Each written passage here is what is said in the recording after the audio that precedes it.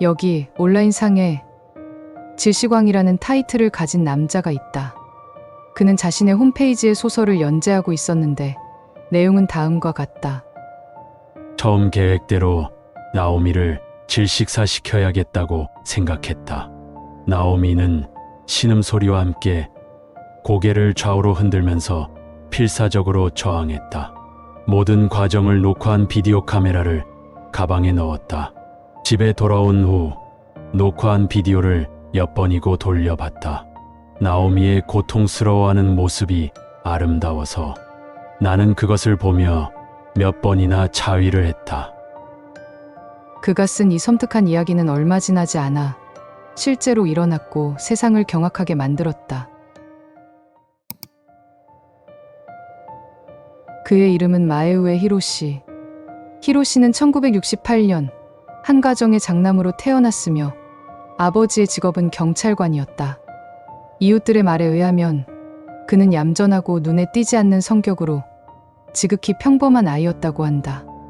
하지만 중학생이 되면서 남들에게 없는 이상 성욕이 생기기 시작했다. 우연히 연쇄살인을 다룬 추리소설을 읽다가 피해 여성의 입을 손으로 막은 그림을 본 순간 성적 흥분을 느꼈고 그것을 보며 자위행위까지 하게 된다. 이후 타인의 질식하는 표정은 그에게 성적 흥분 대상이 되었는데 문제는 그가 이상성욕을 넘어 강한 성충동을 가지게 되었다는 점이다. 이것을 시작으로 그는 중고등학교를 다니는 동안 약품을 적신거즈로 인근에 사는 아이들을 장난삼아 질식시키는 범행을 여러 차례 반복하였다. 그는 또한 학교의 실습 온 여자 교생을 질식시키는 상상을 통해 자위행위를 했는데 당시 그녀가 신고 있던 흰색 스쿨 양말이 또 하나의 흥분 대상이 되면서 이에 집착하기 시작한다. 이후 그는 흰 양말을 신은 여학생의 목을 조르거나 길을 가다가 갑자기 사람을 습격해 입을 틀어막는 등의 행동을 자주 보였다. 대학생이 된 히로시는 우체국에서 아르바이트를 하게 되었는데 흰색 스쿨 양말을 신고 있던 동료 남성에게 욕정이 생겨 목을 졸랐다가 부상을 입힌 혐의를 받았지만 합의금을 통해 기소유예 되기도 하였다. 이러한 그의 기행은 대학교에도 소문으로 퍼졌고 결국 자퇴를 하게 되었다.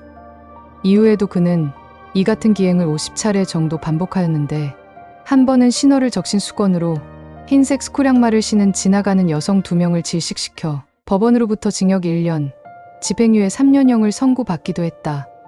그가 구속되어 있었던 오사카 구치소에서도 그를 자극하지 않도록 다른 수감자들에게 흰색 양말 착용을 금지하라고 권고까지 했다고 한다.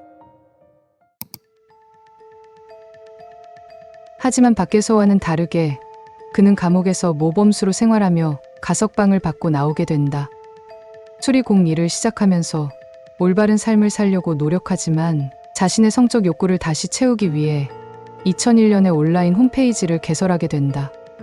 그리고 자기 스스로를 질시광이라고 칭하며 이야기 속 주인공이 사람을 질식시키는 이야기의 자작 소설을 쓰기 시작했는데 이것은 추후살인을 예고하는 내용을 담고 있었다. 그러나 히로시는 글을 쓰는 것만으로는 자신의 욕구를 충족시키기에는 부족함을 느꼈고 이번에는 자살 사이트에 눈을 돌리게 된다. 그는 자살을 원하는 사람을 살해하면 나중에 체포되어도 죄가 가벼울 것이라고 생각했었다고 한다. 그리고 삶을 끝내길 원하는 사람들을 상대로 자신이 도와준다며 지원자를 모집한다는 글을 올렸고 자신의 방식은 연탄을 이용한 편안한 죽음이라고 강조했다. 첫 번째 희생양은 25세 여성이었다. 그녀는 집안에 틀어박혀 사는 히키코모리였으며 병원 입퇴원을 반복했지만 치유되지 않자 결국 자살까지 생각하게 되었고 히로시의 모집글을 보게 된 것이었다. 그들은 20회 정도 메일을 주고받으며 서로를 알아갔고 2005년 2월 19일에 만나게 된다. 그는 렌트한 차에 그녀를 태운 후 인적 드문 주차장으로 향했고 그녀에게 증거인멸을 위해 주고받은 문자를 지우라고 요구했다. 이후 자동차 뒷좌석에서 여성의 손을 묶고 신호를 적신거즈로 여러 번 질식시키며 괴롭혔으며 이 과정을 비디오로 녹화하였다. 반복된 고문 끝에 그녀는 질식사로 사망에 이르렀고 근처 강변에 시체를 유기하였다.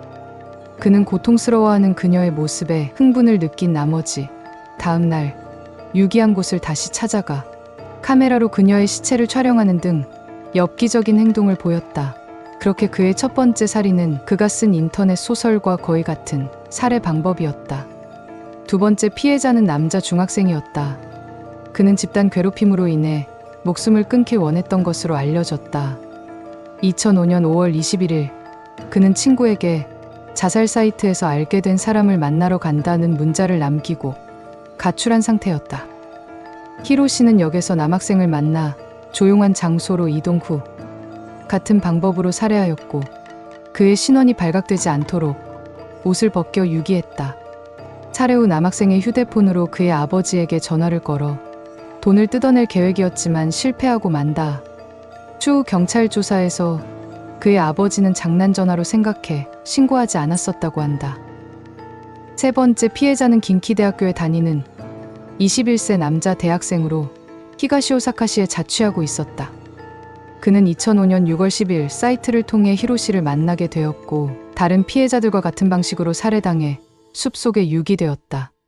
그는 3명의 피해자를 살해할 당시 그들 모두에게 흰색 스쿨 양말을 신긴 것으로 나중에 밝혀졌다.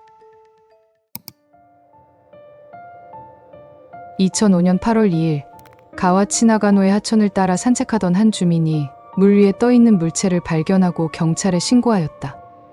그것은 첫 번째 피해자인 여성의 시체였다. 경찰은 사건 당일 그녀의 행적과 휴대폰 포렌식을 통해 범인을 추적하였고 인근 지역에 거주하고 있는 히로시를 용의자 중 한 명으로 지목했다. 임해 조사 때 히로시는 자신의 범행을 적극적으로 부인했지만 그가 만든 홈페이지와 소설을 보여주자 범행을 자백하고 만다. 그는 진술에서 남녀 상관없이 입을 막고 괴로워하는 모습을 보면 쾌락을 느낀다고 했으며 자살 사이트는 희생양을 찾기 위한 용도라고 말했다. 집을 수색한 결과 피해자들을 살해하는 모습을 찍은 영상과 음성 파일을 찾아냈고 시신을 촬영한 사진들도 발견되었다. 충격적인 사실은 체포 당시에도 새로운 표적을 찾기 위해 사이트에서 알게 된 사람들과 메일을 주고받고 있었다는 사실이었다. 체포된 후 히로시는 경찰에게 한 가지 황당한 요청을 하였다. 사회에 도움이 되고 싶다면서 임상심리학 교수에게 자신을 분석해달라고 부탁한 것이다. 그들은 이것을 받아들였고 1년 넘게 진행된 정신분석에 따르면 그는 전직 경찰관이었던 아버지로부터 학대를 당했었는데 그때 아버지의 체포 무술로 인해 질식을 경험했고 이것이 그의 이상성욕의 원인이 되었을 가능성이 있다는 것이었다. 2007년 2월 검찰은 히로시에게 사형을 구형했다. 재판에서 그의 변호인은 피해자들 스스로 죽음에 동의하에 만났기에 사형은 가혹하다고 주장했다. 하지만 7월 5일 오사카 지방법원은 자신의 욕망을 채우기 위해 피해자들을 거짓 글로 유인하여 살해하였기에 그에게 사형을 선고한다. 히로시 또한 스스로의 욕망을 멈출 수 없다면 사형으로 끝내고 싶다면서 법원의 결정을 받아들였고 2009년 7월 28일 오사카 구치소에서 그의 사형이 집행되었다.